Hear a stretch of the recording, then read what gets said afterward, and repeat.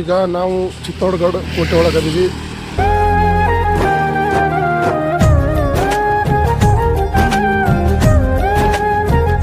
ಒಟ್ಟಿನಲ್ಲಿ 7 ಗೇಟ್ ಇದ್ದಾವೆ. ಇದು 5ನೇ ಗೇಟ ಲಕ್ಷ್ಮಣ್ ಗೇಟ್.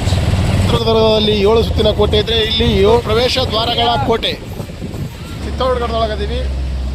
ಈ ಚಿತ್ತೋಡ್ಗಢ ಕೋಟೆಗೆ ಹೋಗೋದಕ್ಕಿಂತ ಮುಂಚಿತವಾಗಿ ಚಿತ್ತೋಡ್ಗಢ ಊರಿನ ಒಂದು ಸಂಪೂರ್ಣ ಚಿತ್ರವನ್ನು ಇಲ್ಲಿ ಕೋಟೆಗೆ ಹೋಗೋದಕ್ಕಿಂತ ಮುಂಚಿತವಾಗಿ ನಿಂತು ನೋಡಿದ್ರೆ ಕಾಣಿಸ್ತದೆ. ಬರ್ರಿ ಒಂದ್ಸಲ ಚಿತ್ತೋಡ್ಗಢ ಊರು ತೋರಿಸ್ತೀನಿ ನಿಮ್ಗೆ. ಈ ಕಡೆ ಕೋಟೆ ಅದ. 590 ಅಡಿ ಎತ್ತರದಲ್ಲಿ ಈ ಕೋಟೆ ಅದ. ಭಾರತದ ಬೃಹತ್ ಕೋಟೆಗಳಲ್ಲಿ ಇದನ್ನೂ ಕೂಡ ಒಂದು. ಇಡೀ ಚಿತ್ತೋಡ್ಗಢ ಊರೇ ಇಲ್ಲಿಂದ ಕಾಣಿಸ್ತದೆ ಈ ಕೋಟೆ ಮೇಲೆ ನಿಂತ್ಕೊಂಡು ನೋಡಿದ್ರೆ. ರಾಣಿ ಪದ್ಮಾವತಿ ಮಂದಿರ.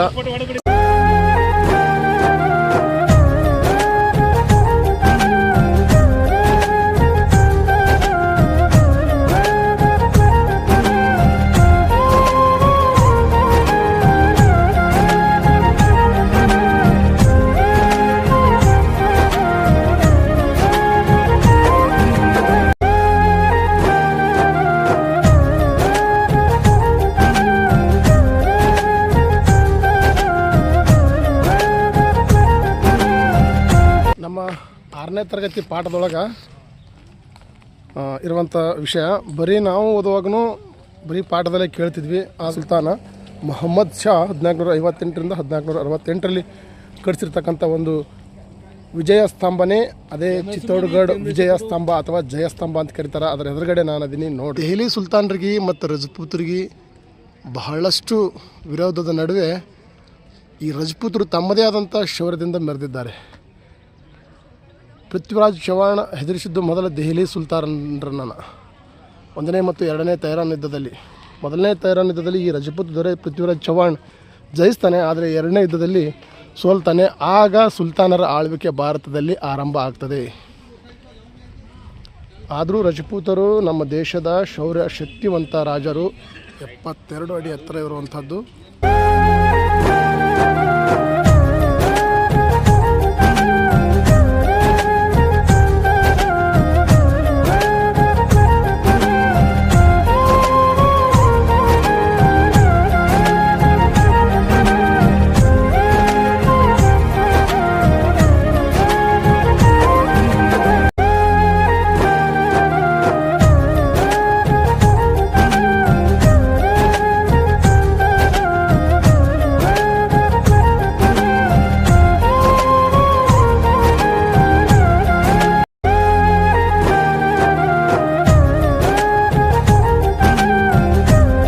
ರಜಪೂತರು ರಾಜಸ್ಥಾನವನ್ನು ತಿರುಗಾಡಿ ನೋಡಿದಾಗ ಪ್ರತಿಯೊಂದು ಕೋಟೆಗಳು ಎತ್ತರದ ಪ್ರದೇಶದಲ್ಲಿ ಇರ್ತಕ್ಕಂಥದ್ದು. ಇದೇ ಪ್ರದೇಶದಲ್ಲಿ ಅಗ್ನಿ ಕುಂಡ ನಡೀತಿತ್ತು. ಅಗ್ನಿಯಲ್ಲಿ ರಾಣಿ ಪದ್ಮಿನಿ ದೇವಿ. ಈ ರಜಪೂತ್ ಮಹಿಳೆಯರದು ಇನ್ನೊಂದು ವಿಶೇಷ ಏನಂತ ಕೇಳಿದ್ರೆ, ಇವರು ಯಾರಿಗೂ ಸಮೇತ ಶತ್ರುಗಳಿಗೆ ಶರಣಾಗ್ತಿರಲಿಲ್ಲ. ಜೀವನನೇ ಕೊಡ್ತಿದ್ರು ಹೊರತು ಶತ್ರುಗಳಿಗೆ ಶರಣಾಗ್ತಿದ್ದಿಲ್ಲ. ಮತ್ತು ರಜಪೂತ್ ಮಹಿಳೆಯರು ಭಾಳ ಶೂರತನದವರು ಮತ್ತು ದಿಟ್ಟತನ ಇತ್ತು ಅವ್ರ ಬಲ್ಯಾಕ. ಹೀಗಾಗಿ ಈ ನಾನು ನಿಂತ್ಕೊಂಡಿರ್ತಕ್ಕಂಥ ಪ್ರದೇಶ ನಿಂತ್ಕೊಂಡೇನು ವಿಜಯಸ್ತಂಭ ತೋರಿಸ್ತಾ ಇದ್ದೀನಿ ನೋಡಿ, ಇದೇ ಪ್ರದೇಶನೇ ಜೋಹರ್ ಸ್ಥಳ. ಇಲ್ಲಿನೇ ರಾಣಿ ಪದ್ಮಿನಿ ದೇವಿ ಕುಂಡದಲ್ಲಿ ಅಗ್ನಿ ಕುಂಡದಲ್ಲಿ ಹಾರಿ ಸಾಕಷ್ಟು ಜನ ಹೆಣ್ಣುಮಕ್ಕಳನ್ನು ತಮ್ಮ ರಜಪೂತ್ ಅವಳನ್ನು ಹಿಂಬಾಲಿಸ್ತಾರೆ. ಈ ಪದ್ಧತಿ ಎಷ್ಟರ ಮಟ್ಟಿಗೆ ಸರಿನೋ ತಪ್ಪೋ ಗೊತ್ತಿಲ್ಲ. ತಮ್ಮ ಗಂಡ ಸತ್ತ ನಂತರ ಯಾವ ರಾಜನೊಂದಿಗೆ ತಾವುಗಳು ಅನೈತಿಕ ಸಂಬಂಧ ಆಗಲಿ ಅಥವಾ ಒಪ್ಪಂದಗಳನ್ನು ಮಾಡಿಕೊಳ್ಳಾರದೇ ತಮ್ಮ ಗಂಡನೊಂದಿಗೆ ಸಮೇತ ಒಂದು ಕುಂಡದಲ್ಲಿ ಅಗ್ನಿಕುಂಡದಲ್ಲಿ ಹಾರಿ ತಮ್ಮ ಜೀವಮಾನವನ್ನು ಕೊಡ್ತಿದ್ದರು. ಅದನ್ನೇ ಜೋಹರ್ ಪದ್ಧತಿ ಅಂತ ಕರಿತೀವಿ ನಾವು. ಆ ಜೋಹರ್ ಪದ್ಧತಿ ಇದೇ ಆ ಪ್ರದೇಶ ಜೋಹರ್ ಸ್ಥಳ. ಇದು ಸಂಪೂರ್ಣವಾಗಿ ಜೋಹರ್ ಸ್ಥಳ. ಈ ಪ್ರದೇಶ ಪೂರ ಏನಿದೆ ಅಲ್ಲದ ಈ ಪ್ರದೇಶ ಪೂರ ಇಲ್ಲಿ ಅಗ್ನಿಕುಂಡ, ಇಲ್ಲೇ ಬೆಂಕಿಗೆ ಆಹುತಿ ಆಗ್ತದೆ.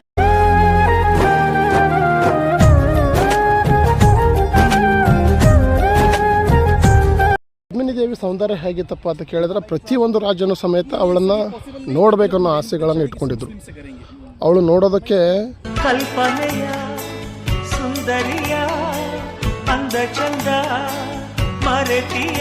ಅವಳನ್ನು ನೋಡಬೇಕಾದ್ರೂ ಅಲ್ಲಾವುದ್ದೀನ್ ಖಿಲ್ಜಿ ಒಂದು ಪರ್ಮಿಷನ್ ತೊಗೊಂಡಾಗ ಅವನಿಗೂ ಸಮೇತ ಅಲ್ಲಾವುದ್ದೀನ್ ಖಿಲ್ಜಿ ನೋಡ್ಬೇಕು ನಾನು ಪದ್ಮಿನಿಯನ್ನು ಅಂತಂದಾಗ ಅವನಿಗೂ ಸಮೇತ ಕನ್ನಡಿ ಒಳಗೆ ನೋಡೋದಕ್ಕೆ ರಾಜ ರತನ್ ಸಿಂಗ್ ಅವಕಾಶ ಮಾಡಿಕೊಡ್ತಾನೆ.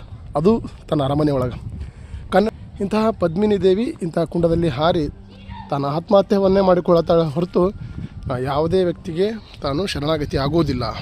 ಇದು ಜೌಹರ್ ಪದ್ಧತಿ ಅಂತ ಕರಿತೀವಿ. ಅದು ಜೌಹರ್ ಸ್ಥಳ ಅದು. ಇದು ವಿಜಯ ಸ್ತಂಭ.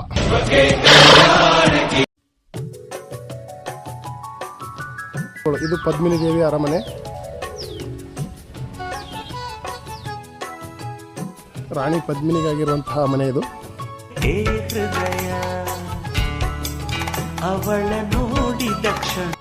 ಈ ಸದ್ ನಾನು ಪದ್ಮಿನಿ ದೇವಿ ಅರಮನೆ ಒಳಗಡೆ ಇದ್ದೀನಿ.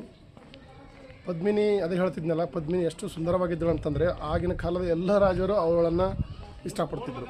ಅವಳನ್ನು ನೋಡೋದಕ್ಕೆ ಆದರೆ ಇವರು ಅವಕಾಶ ಮಾಡಿಕೊಡ್ತಿದ್ದಿಲ್ಲ.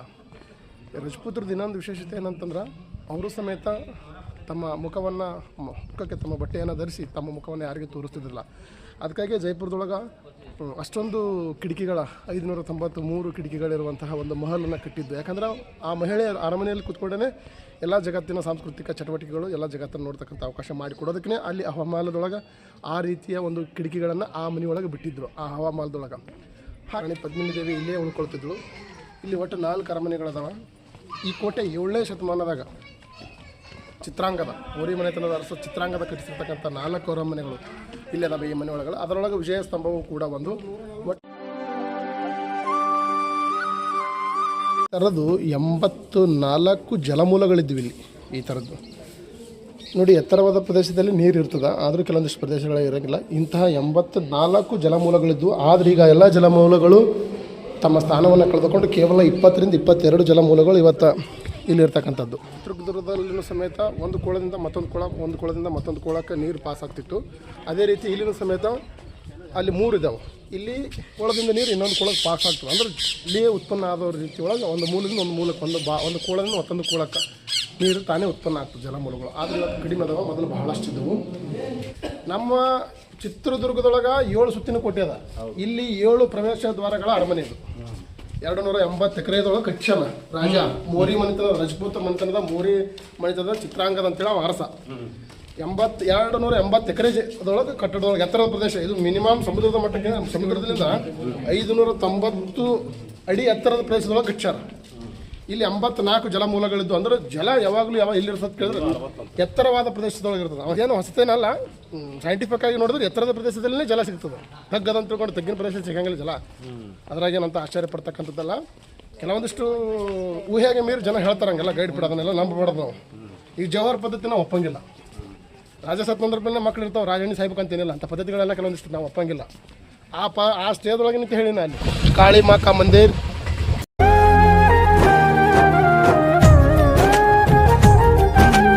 ಸೂರಜ್ ಪೋಲ್, ಇಲ್ಲೇನು ಈ ಥರದ ಚುಚ್ಚುಗಳದಾವಲ್ಲ, ಇಂಥ ಬಾಗಲ್ ಇದು ದರ್ವಾಜ ಮುಚ್ಚಿದ ನಂತರ ಆನೆ ಮತ್ತಿತರ ಬಲಿಷ್ಠವಾದ ಪ್ರಾಣಿಗಳಿಂದ ಬಾಗಿಲು ತೆಗಿಬೋದು ಅಂತ ತಿಳ್ಕೊಂಡು ಬಾಗಿಲು ತೆಗಿಲಾರ್ದಂಗೆ ಚುಚ್ಚೋದಕ್ಕೆ ಈ ರೀತಿ ವ್ಯವಸ್ಥೆ ಮಾಡ್ತಿದ್ರು. ಅವುಗಳನ್ನು ಹೊತ್ತಬಾರ್ದು ಅನ್ನೋದಕ್ಕೆ ಈ ರೀತಿಯ ಒಂದು ಬರ್ಚಿಗಳನ್ನು ದರ್ವಾಜಿಕ ಬಾಗಿಲಿಗೆ ಹಾಕಲಾಗ್ತಿತ್ತು. ಅವಾಗ ಯಾವ ಪ್ರಾಣಿನ ಸಮೇತ ಆ ಒಂದು ದರ್ವಾಜವನ್ನು ತೆಗಿಲಕ್ಕಾಗ್ತಿರ್ಲಿಲ್ಲ. ಇದು ನೈಬ ಕಣ ಸತತವಾಗಿ ಕೋಟೆ ಮೇಲೆ 8 ತಿಂಗಳು ದಾಳಿ ಮಾಡಿ ಆಮೇಲೆ ಗೆದ್ದಾನ. ಗೆದಿತಾನ 8 ತಿಂಗಳು ಸತತವಾಗಿ ದಾಳಿ ಮಾಡ್ತಾನೆ. ಮತ್ತು ಅಲ್ಲ,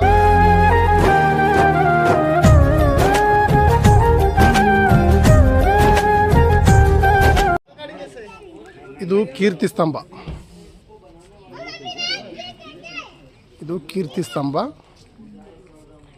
ಅಲ್ಲಿರುವುದು ವಿಜಯ ಸ್ತಂಭ. ಎಲ್ಲಾರು ಸೋಲುವೆ ಅನ್ನಲಿ ನನ್ನ ಲೈಫಿಗೆ ನಾ